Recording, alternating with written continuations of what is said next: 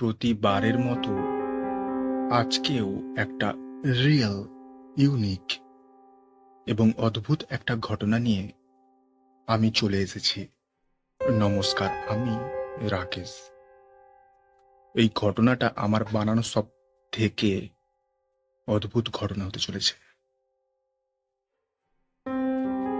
রোহিত এবং প্রিয়াঙ্কা নতুন বিয়ে করার কিছুদিন পর ওদের বাড়িতে পারিবারিক কোনো সমস্যার জন্য রোহিত এবং প্রিয়াঙ্কা ঠিক করে ওরা কোনো নির্জন জায়গায় ভাড়া বাড়ি নিয়ে কিছুদিন থাকবে। ওরা সেই মতো একটা নির্জন জায়গায় পুরনো ভাড়া বাড়িতে থাকার জন্য যায়।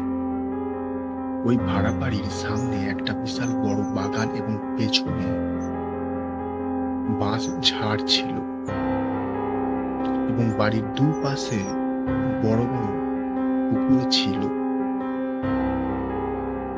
ওরা দুজন যখন ওই বাড়িতে ভাড়া থাকার জন্য বাড়ির মালিককে বলে, মালিক তখন বলে, এই ভাড়া বাড়িতে অনেক দিন আগে একজন ভাড়া ছিল, আর তারপর তোমরা এলে।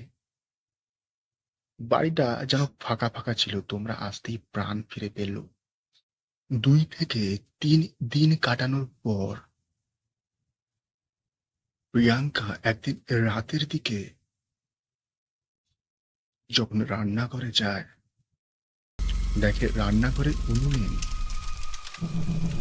একা একা কেউ আগুন ধরিয়ে দুধ গরম করছে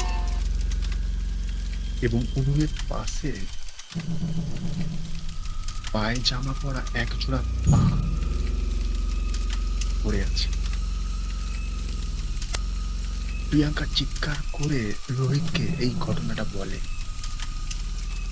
রোহিত বলে, তুমি তো ভুল দেখেছ।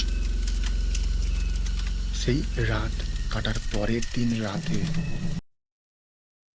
রোহিতের কানের কাছে এসে কেউ বলছে,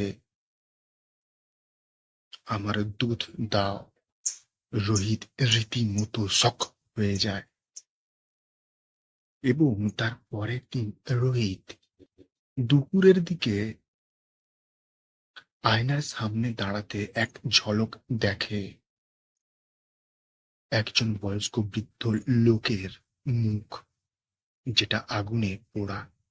পরে ওরা শুনতে পায় ওই বাড়িতে ওরা দুজন থাকার আগে একজন বৃদ্ধ লোক থাকতো। কেউ ওই বৃদ্ধ লোকের খোঁজ নিত না।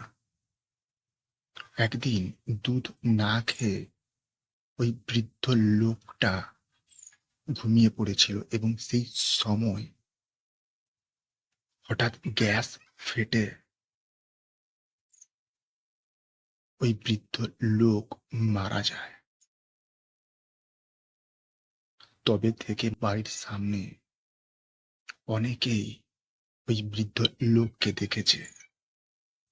ভিডিওটা ভালো লাগলে প্লিজ সাবস্ক্রাইব করে দাও।